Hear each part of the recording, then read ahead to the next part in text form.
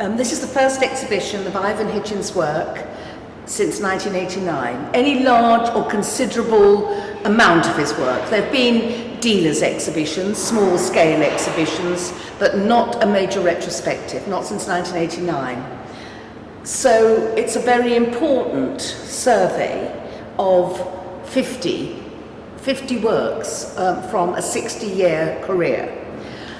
The exhibition was originally conceived in conjunction with the Djanogly Gallery and Pallant House Gallery in Chichester, where it showed in the summer, and is now transferred here in Nottingham until February. I just said there are 50 works. They cover the whole of his career, from the 1920s until almost his death in 1979. They encompass early works, which are very uncharacteristic for many people of the work they associate with Ivon Hitchens, which is essentially horizontal format and landscape. And what we really hope to achieve in the exhibition particularly is a very unfamiliar look at some of the early work that will put the later landscapes into a context. Apart from landscape, which, as I say, he is best known for, he was also a wonderful still life painter.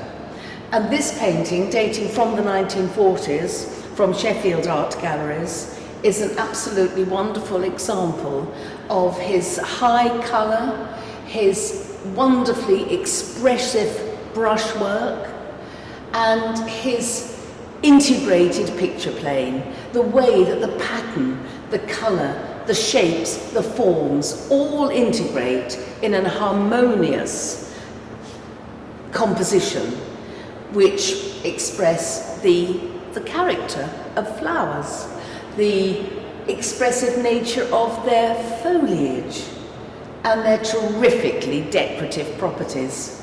It was painted in the wartime, in the Second World War, in the rather constrained circumstances of Hitchens' caravan home in Sussex, near Midhurst. It might not have been painted actually in the caravan, but certainly when the Hitchens family, Ivon, his wife Molly, and his very young baby son John, when they first moved down to Sussex, they did live in a traveller's caravan.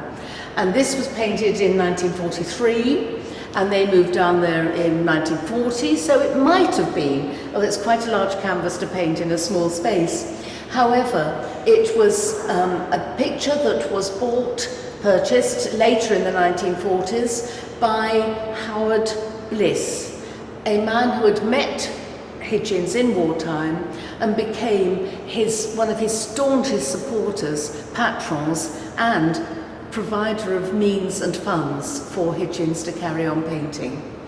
As I say, it is in Sheffield City Art Galleries, and one of the distinguishing features of this large survey of Hitchens' work is that it is almost an even amount of works from public collections and private collectors. Hitchens has long been a great favourite of private collectors for obvious reasons. He's remarkably harmonious to live with. He is beautifully energised in his views of the landscape, and his work lends itself to a domestic scale. But there are also very significant works from the Tate Gallery, abstract paintings, very, very unusual for people coming to the work of Ivon Hitchens to know that he did remarkably interesting and exciting abstract paintings in the 1930s. So the whole exhibition and the whole idea behind it is to reintroduce Ivon Hitchens to a new generation, and I hope it works. That was perfect. Okay, well, that's good. That's good. So you can... I'm here again tomorrow if you want to do anything, obviously, but if not, over to you. Thank you.